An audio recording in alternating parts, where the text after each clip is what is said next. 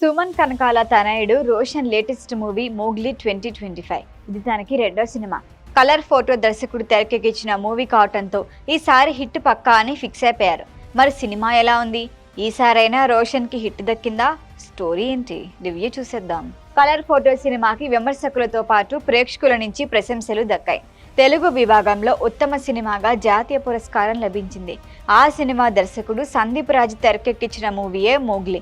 Popular anchor Suma తనయుడు రోషన్ కనకాలకి హీరోగా ఇది రెండో సినిమా. Bandi Saroj Kumar anti hero role చేశారు. సినిమా స్టోరీ ఏంటంటే, మోగ్లీ అలియాస్ మురళీకృష్ణ అనాథ. ఓ ప్రమాదంలో తల్లిదండ్రులు మరణిస్తారు. అయితే తండ్రి పోలీస్ కావటంతో ఎప్పటికైనా తండ్రిలా పోలీస్ కావాలన్నది మోగ్లీ కల. సినిమాలకి లొకేషన్ కోఆర్డినేటర్గా పనిచేస్తుంటాడు. అలా షూటింగ్ కోసం వచ్చిన ఒక టీంలో డాన్సర్ జాస్మిన్తో ప్రేమలో పడతాడు.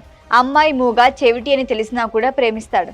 అయితే జాస్మిన్ మీద పోలీస్ ఆఫీసర్ క్రిస్టోఫర్ నోలన్ కన్ను పడుతుంది. మోగ్లీ ఆమెను ప్రేమిస్తున్నాడని తెలిసి తప్పుడు కేసులు బనాయిస్తాడు. జాస్మిన్ మోగ్లీని విడదీసేందుకు మరొకరు కూడా ప్లాన్ చేస్తారు.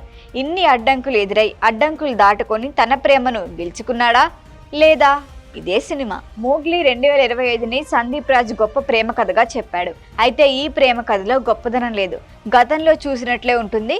ఇక్కడ అమ్మాయి మోగా చెవుడు కావటం మార్పంతే. ఈ సినిమాలో ప్లస్ పాయింట్ అంటే క్లైమాక్స్ లోనే ఉంది. సాధారణ ప్రేమ కథలా కాకుండా డిఫరెంట్ గా క్లైమాక్స్ ప్లాన్ చేశారు. ముఖ్యంగా విలన్ మరణం ఓ మూగజీవి చేతిలో కావటం కొత్తదనం. ఈ సినిమా మొత్తానికి అదొక్కటే బాగుంది. అంతకు ముందు కథలో కానీ విలన్ క్యారెక్టర్లో కానీ కొత్తదనమే లేదు.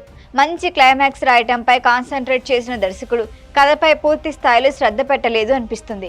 కామెడీ కూడా వర్కౌట్ కాలేదు. షార్ట్ ఫిల్మ్స్ తీసేటప్పుడు హీరోల రిఫరెన్స్లు, సూపర్ హిట్ సీన్స్ రీక్రియేషన్లు చూపిస్తే ఓకే, కానీ సినిమాల్లో కొత్తదనం చూపించాల్సిందే.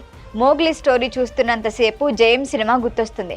అడవి బ్యాక్డ్రాప్లో తీసిన సీన్లు బాగున్నాయి. ఓ సాంగ్ మినహా బ్యాక్గ్రౌండ్ మ్యూజిక్ అంతగా కనెక్ట్ కాలేదు. ఇంకా ఎవరెలా చేశారంటే, రోషన్ నటన సహజంగానే ఉంది, కానీ ఇంకా పరిణితి చెందాలి. హీరోయిన్ సాక్షి మండోల్కర్కి ఫస్ట్ మూవీ ఇది. లుక్ ఓకే, కానీ నటన ఇంకా మెరుగుపడాలి.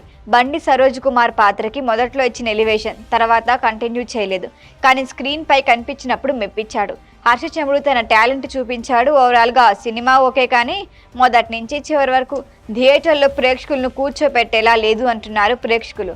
బండి సరోజ్ కుమార్ నటన కోసం ఆయన అభిమానులు థియేటర్కి వెళ్ళొచ్చు. ఈ వీడియో కనుక మీకు నచ్చినట్టయితే లైక్ చేయండి, షేర్ చేయండి, సబ్స్క్రైబ్ చేయండి. అలాగే పక్కనే ఉన్న బెల్ ఐకాన్ని క్లిక్ చేయండి.